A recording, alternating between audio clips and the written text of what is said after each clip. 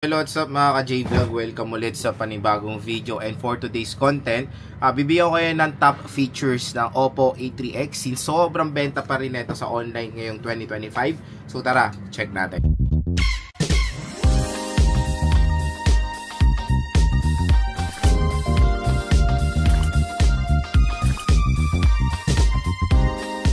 So yan, shoutout sa mga bibili ng mga affordable smartphone ngayong payday sale. At don't worry, bibili ulit tayo ng Oppo A3X, i-unbox ulit natin siya at mag-unbox tayo ng ibang ibang kulay at i-game test natin siya ngayong 2025 since ayun nga sabi nung iba is updated siya. Pasensya na sa buhok ko dahil medyo tumaas talaga. And ayun nga, Oppo A3X updated na siya sa Android 15.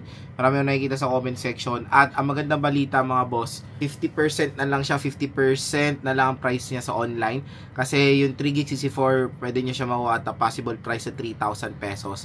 4GB64 yan.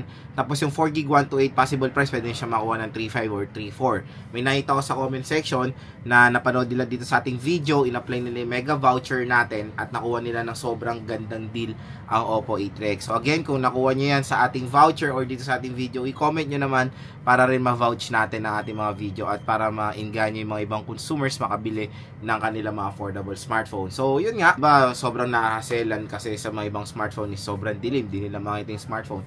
Dito kasi sa Oppo A3X mga idol, ang taas ng nits of brightness niya, up to 1000 nits of brightness. So kahit na nasa outdoor kayo, makikita nyo rin naman ng very clear yung inyong smartphone dahil mataas ang brightness ng Oppo A3X. At good news, punch hole display siya compare sa karamihan din ng mga ganitong segment na presyo, and naka-notch display pa rin. Yun nga, sa operating system, nakita ko sa comment section ni iba na update na nila sa Android 15 ang Oppo A3X. I don't know yung performance na sa Android 15 pero okay naman siya sa Android 14. Nagkaroon lang tayo ng medyo nakakalungkot na experience sa Oppo A5i and Oppo A5X when it comes sa Qualcomm Snapdragon 6s Gen 1. So hindi natin alam din sa Oppo A3X ngayon na na-update siya kung okay pa ba yung kanyang fluency. Kaya bibili agad din tayo na itong smartphone na to ngayon 2025 kasi yun nga, biruin mo isang taon na siya, still available pa rin siya sa market hanggang ngayon. Even though nandyan yung successor niya, ito pa rin ay ino-offer pa rin ni Oppo. I don't know kung inuubos na lang nila yung stock nila for the Oppo A3X, pero ngayon still available pa rin sila ngayon sa online. When it comes sa camera, kung naghanap kayo ng smartphone na merong magandang camera performance, kumbaga pulido yung pagka-photo quality, maganda rin i-recommend ang Oppo A3X. Dito rin isang nagpapatunay itong smartphone na to. Hindi po tayo nagbe-base sa taas ng megapixel ng camera. Ayun nga, 8 megapixel siya, pero malinaw. In fairness, hindi mo akalain na 8 megapixel lang siya.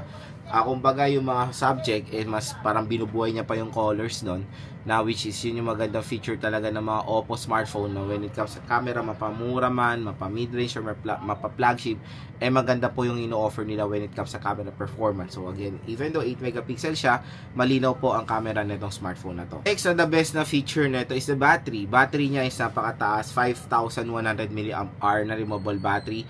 So yes, for its price again, 5,100. Malaki pa rin yan specs wise Ang minimum na talaga naman kahit naman dati pa is 5K for a budget smartphone. Iba kasi nagle-level up na sa battery, di ba? Nakakita tayo ng 6K, 7K.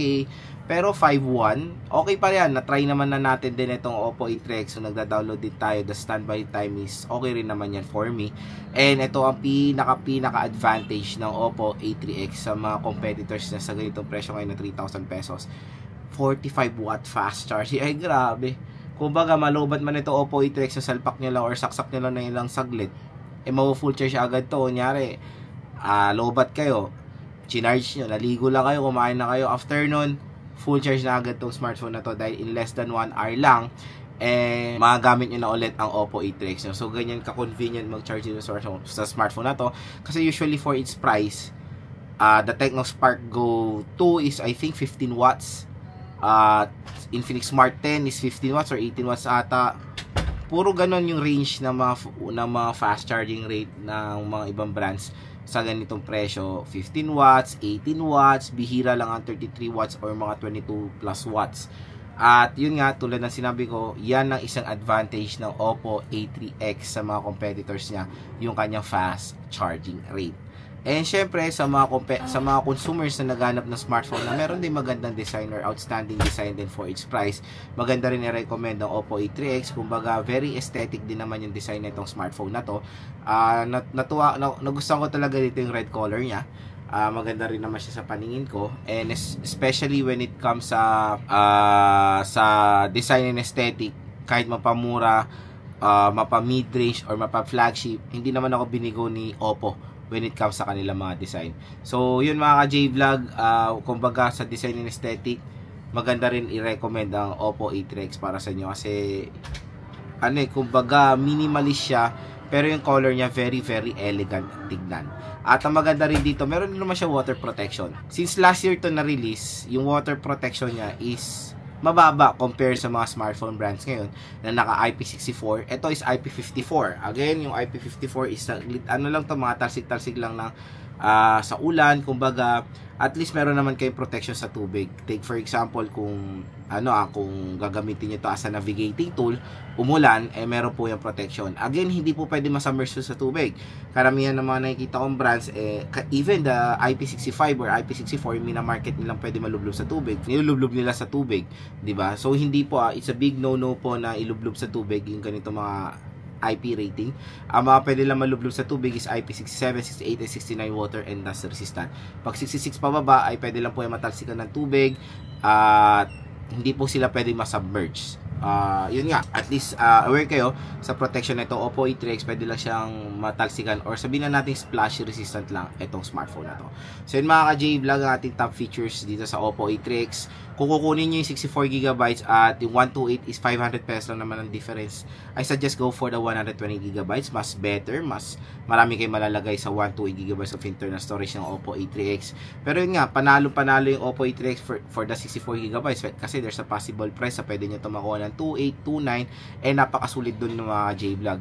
Pero kung meron kayong konting extra budget at makukurot lang naman, kunin nyo yung 128 dahil possible 35 pwede nyo siya makuha. At yun nga, may nakita ko, ito Oppo brand, ang karamihan na nag-offer nito up to 6 months installment po sila, 0% via SPay later po.